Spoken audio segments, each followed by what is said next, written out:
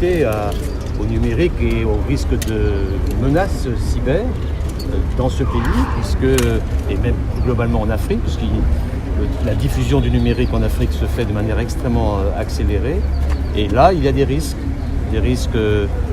sur la radicalisation, des risques d'escroquerie, des risques de piratage, des risques de pornographie, des risques de déroutement, des risques d'intrusion. Bref, l'ensemble des menaces cyber sont encore plus urgentes ici en Afrique que ça ne l'est en Europe.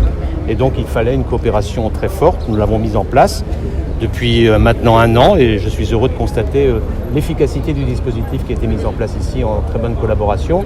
Ce qui va nous amener à contribuer à la création d'une école de lutte contre les cybermenaces que je vais aller initier maintenant ici à Dakar. Bon, disons que le dispositif est inauguré depuis plutôt 1 année maintenant.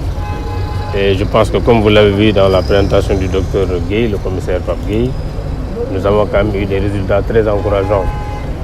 D'abord, c'est un dispositif qui commence à être connu du public, cette division de la cybercriminalité, qui aujourd'hui a enregistré en l'espace d'1 année plus de 1000 plaintes, et qui ont déjà eu comme résultat à peu près 125 personnes qui ont été déférées. Donc ça veut dire que c'est déjà quelque chose qui est très efficace parce que nous avons tous, aujourd'hui nous sommes très exposés à tous ces risques-là dont on a parlé. Et nous, ça veut dire nous, personnes physiques, également les personnes morales, notamment le système bancaire, les entreprises.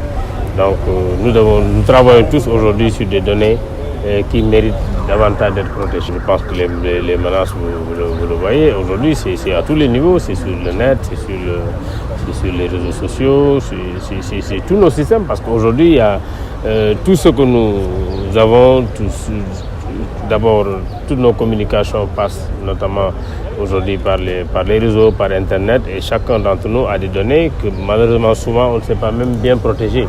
Ça également, c'est une réalité, et je ne parle pas uniquement des personnes physiques, je parle également des personnes morales, les entreprises qui sont également les cibles, doivent protéger leurs données pour plusieurs raisons. Les banques, nous avons vu aujourd'hui des attaques au niveau de certaines banques, au niveau même de la BCEAO, il n'y a pas longtemps. Donc tout ça fait que nous sommes très exposés et nous devons nous protéger davantage.